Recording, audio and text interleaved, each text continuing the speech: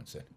The 20th century is a century in which collectivism, in its most consistent applications, politically, was completely defeated.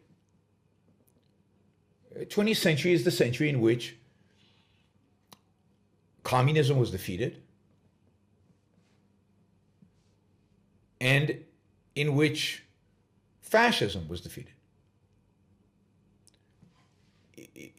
In the West won World War II, crushed the Nazis. And indeed, America proved to the world that in order to crush the Nazis, they couldn't do it without America. The Russians couldn't do it by themselves. The communists couldn't do it. And then over the following 60 years, less than that, 50 years, the world witnessed the difference between a semi-free society like the United States and a communist society, and the ultimate bankruptcy, financial, economic bankruptcy of the Soviet Union. By the early 1990s, the political manifestations of collectivism in the world have been thoroughly and unequivocally crushed. They were gone. Very few people identified as communists. Very few people even identified as Marxist, even though Marxism was very influential. The fascists had long been defeated. Racism was out. Identifying people based on race was considered horrific. So I'd say in the early 1990s, it seemed like some form of Western liberalism in the European sense had won. And that yes, you couldn't say that individualism had won, but certainly collectivism had lost. The collectivism was not anymore a political project, that it was over. And indeed, there were signs that the world was moving in a much more positive direction. There were signs that the world was moving in the direction of capitalism. Margaret Thatcher and Ronald Reagan had completely reoriented the British culture and economy. Ronald Reagan had changed the economic trajectory and the optimism, the sense of life of Americans in a more positive direction. If you just look economically, politically, superficially, America and the West seem to be moving in the right direction. This is the time where we came to observe the rise of the Asian tigers and their success, their adoption of free markets and the huge success that they gained from doing that. Free markets to an extent, of course. It's the beginning of increase in freedom in China and the enormous success and prosperity that generated over the following 30 years. The early 90s was really a time where it was probably the best time in terms of, if you're sitting there and looking at the trajectory of the world from a political, economic perspective, it was the best of times. It was the best of times. Freedom seemed to be on the rise. Economic liberty seemed to be spreading around the world. And Keynesianism had been completely defeated. Nobody admitted to being a Marxist because the Berlin Wall had come down and the evidence of what had happened and the failure of Eastern Europe and the Soviet bloc became evident. China was moving steadily away from its Maoist history towards a direction that seemed to be towards freedom. And, you know, as Tessie says, it was the best of times, it was the worst of times. It was the best of times, you could argue superficially, in terms of projecting into the future. And yet, fundamentally, deep down, at the core, nothing had changed. The collectivists had not gone away. They were just in hiding, in a sense. They were being quiet. They were hunkered away in the university offices, writing books, continuing to lecture, continuing to teach the same garbage, but not making quite a big public display of it because they had been discredited. Their system had been discredited. But the collectivists were still there. The irrationalism was still there. The religionists actually had a greater position than ever in American politics. They'd basically, thanks to Ronald Reagan, taken over the Republican Party. And while, from an economic perspective, there was significant growth, entrepreneurship, innovation, progress, regulations had not gone away, taxes were still high and distortive, state was still growing, although under Bill Clinton, it did flatten out in terms of percentage of GDP. It stopped growing. It actually shrunk a little bit. But throughout the 90s, overall, when you looked at Silicon Valley, when you looked at .com, when you look at technological progress, when you look at all the wealth creation, when you look at the optimism of the American people, when you look even at government spending, when it had moderated, you could still be significantly optimistic. I mean, Bill Clinton, in his first 2 years, was very ambitious to move the country leftwards, but then he lost the House by a big margin in 1994. And at that point, the Republicans shut him down. And he did nothing for the rest of his term. Welfare reform, which was a big win politically for the Republican Party. Again, seemingly moving in the direction of freedom, seemingly moving in the direction of free markets.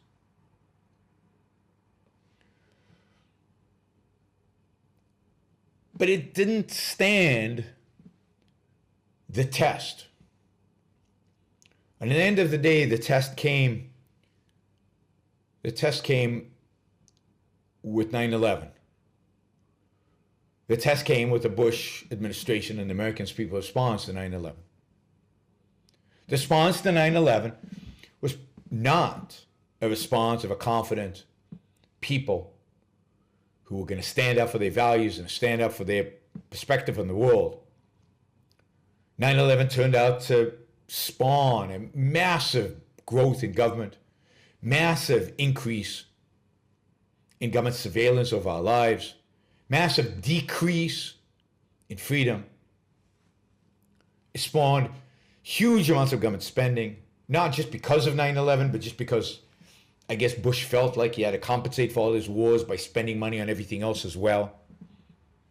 It saw the largest restructuring of government around Homeland Security, the largest increase of the regulatory state since the 1970s with Sarbanes-Oxley. Sarbanes-Oxley? Yes, Sarbanes-Oxley. And I don't think America ever recovered. America's confidence, self-esteem took a blow. Its idea of self-reliance, idea of confidence, idea that it dominated the world took a blow. And I don't think it's ever recovered. And certainly the recent withdrawal from Afghanistan does nothing to help us recover.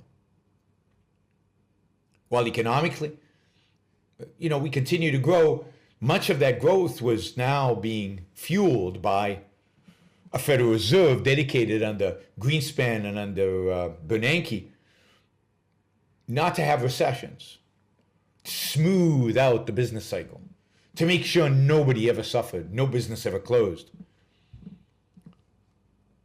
So when the dot-com bubble collapsed, when 9/11 happened, Greenspan flooded the market with money, lowered interest rates, to save the U.S. economy from recession. And without a doubt, creating the next crisis. The next crisis, of course, came 7 years later in 2008 with the great financial crisis. So 2001, America took a blow to its military confidence, to its political confidence, to its confidence in the world. In 2008, the United States took a blow to its economy, to the idea of freedom and capitalism. Because who was blamed for the financial crisis? Not Greenspan, not Bernanke, not Paulson, not politicians, not Dodd-Frank, but capitalism and markets and bankers. So capitalism now took a blow. The economic system that was the alternative to the collectivist systems of the past took a blow. Unjustified blow, but took a blow. People defending capitalism were absent from the debate in 2008 and 2009. I know because I was there.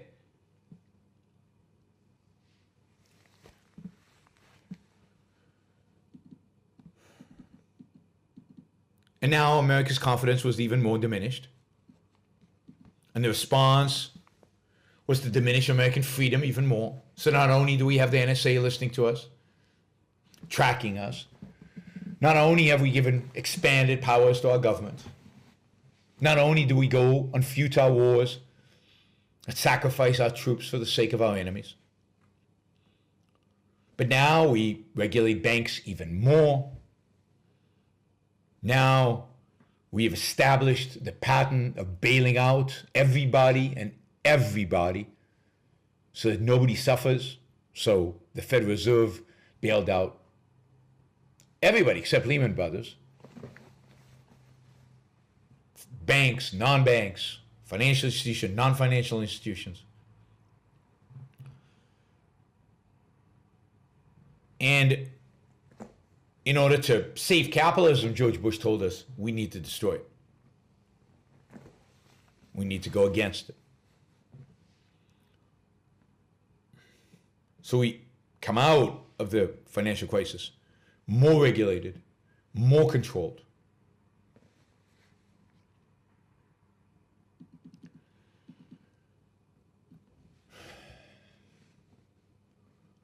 So that's 2008, 2009.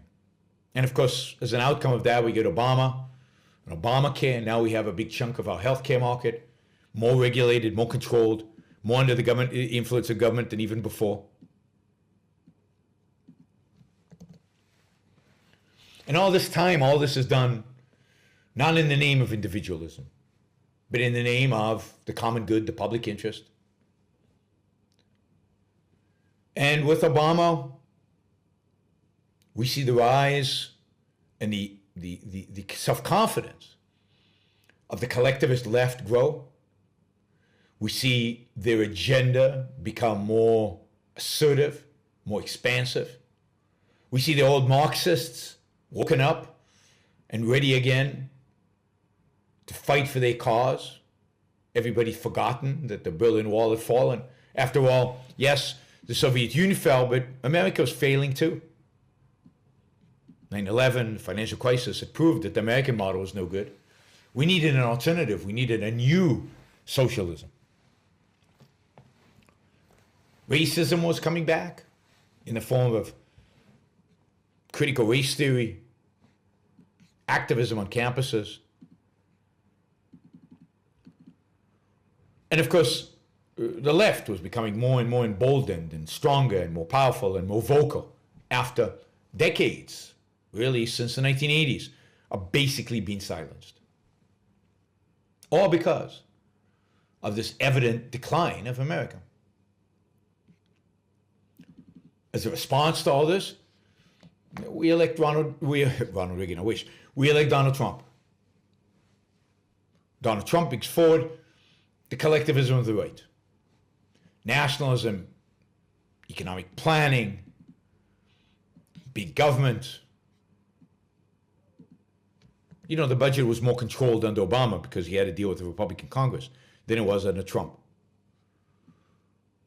Tariffs, hatred of immigrants.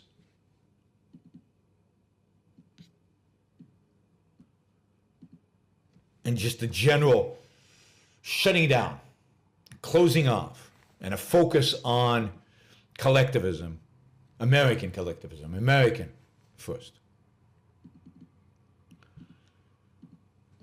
And of course, that lines us with the third major crisis that I think will be remembered from the last 30 years, and that is COVID, where all that collectivism of left and right, all that reliance on government, all that dumbing down of Americans, all that pays massive dividends. When the country's shut down by politicians, Americans just go, okay. When the Federal Reserve bails out everybody. And whatever's not bailed out by the Federal Reserve, the federal government does with stimulus package after stimulus package after stimulus package, ever increasing in size, voted on and signed off by Republicans and Democrats. Nobody cares. No voices out there. When we're told we have to do this or we have to do that, people get upset. Maybe some people get upset about masks. They get upset maybe about vaccines. But all because it offends their particular political position and their tribalism.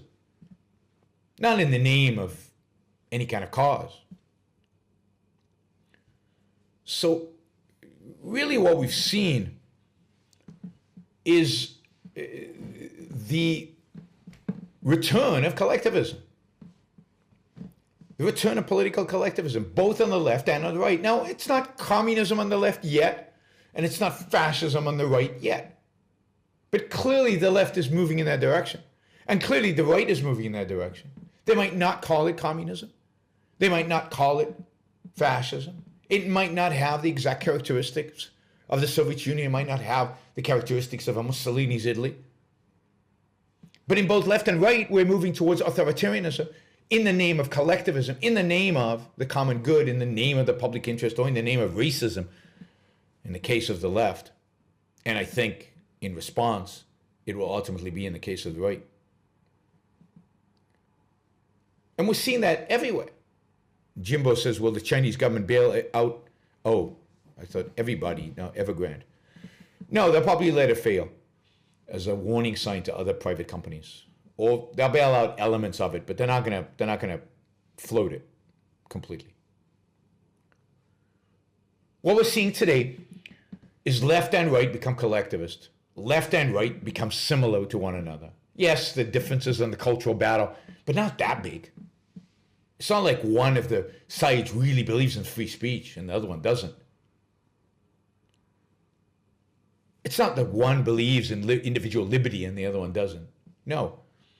We're seeing two political parties motivated by collectivism of a different kind, but no fundamental philosophical difference between them.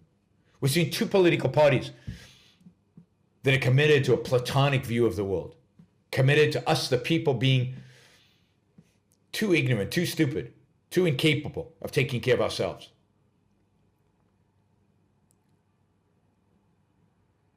Versus elites of one kind or another who can take care of us, who can tell us what to do, who can shape our lives. In different ways, of course, depending on the left or the right. And it really is time, therefore. It really is time, therefore, to stop calling them left and right. They're collectivists of various shades. Some more extreme, some less. Some more committed, some more consistent, some less. Some more moderate collectivists, some more radical collectivists. But they're all collectivists. Some of a more socialist flavor, some of a more fascist flavor. But they're all collectivists. The alternative to collectivism is not a different form of collectivism. The alternative to collectivism is individualism.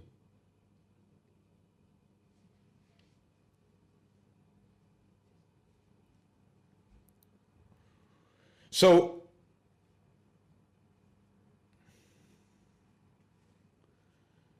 what I encourage the Greeks and encourage the Austrians to do is to focus their efforts on advocating for individualism. Individualism in the political sense as a defense of individual rights being really the only purpose of government. And a defense of the moral right to live your life for your own happiness as the morality of individualism. Individualism is a concept that bridges morality and ethics. It is the idea that the individual is an end of himself, that the purpose of his life is his own life, his own happiness. And that the way to do so is a political system focused on the individual's right rights, freedoms.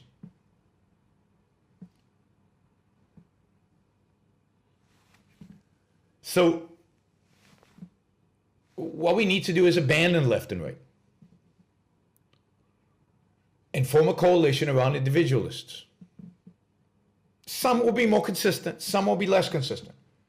But if their orientation is towards individualism, if the orientation is an acceptance of the concept of individual rights as the foundation for liberty, the foundation for government,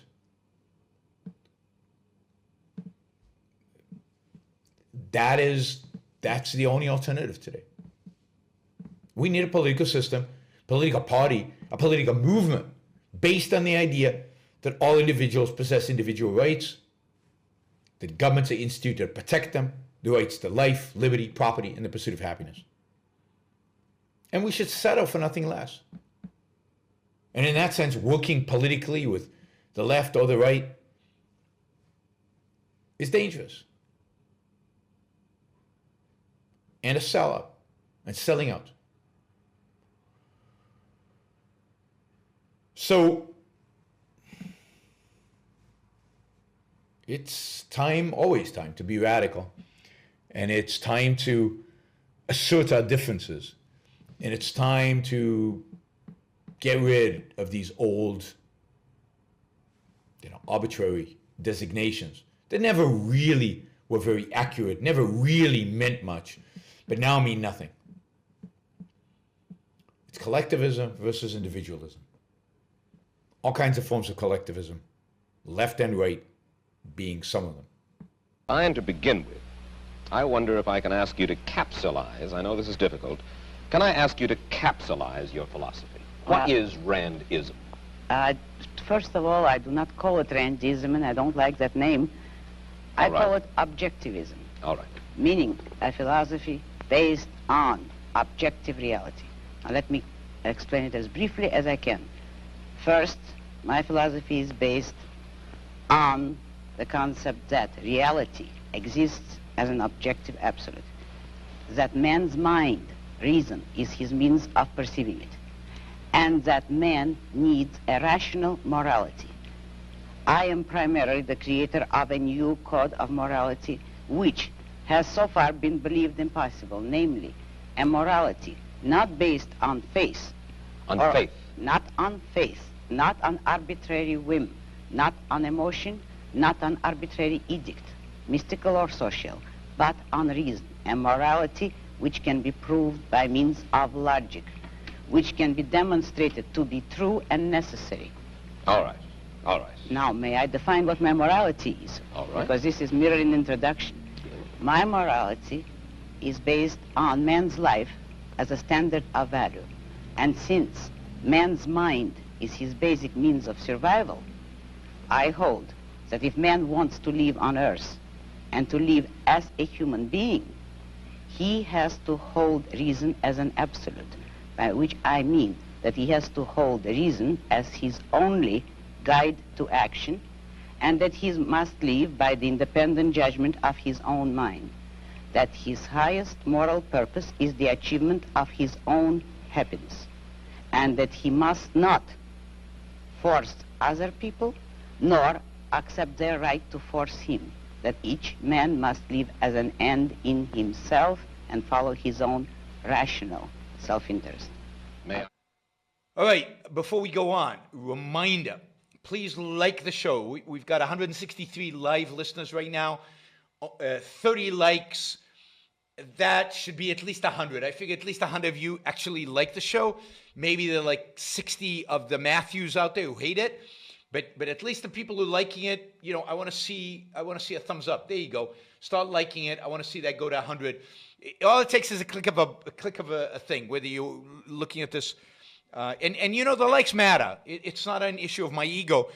It's an issue of the algorithm. The more you like something, the more the algorithm likes it. So, and if you don't like the show, give it a thumbs down. Let's see your actual views being reflected in the likes. But if you like it, don't just sit there. Help get the show promoted. Of course, you should also share, and you can support the show at yaronbrookshow.com/support, or on Patreon or Subscribestar or Locals, and show your support for the work, for the value hopefully you're receiving from this. And of course, don't forget, if you're not a subscriber, even if you just come here to troll, or even if you're here like Matthew to defend Marx, then you should subscribe, because that way you'll know when to show up. You'll know what shows are on, when they're on. You'll get notified, right? So, yes, like, share, subscribe, support. Like, share, subscribe, support. There you go. Easy. Do one or all of those, please.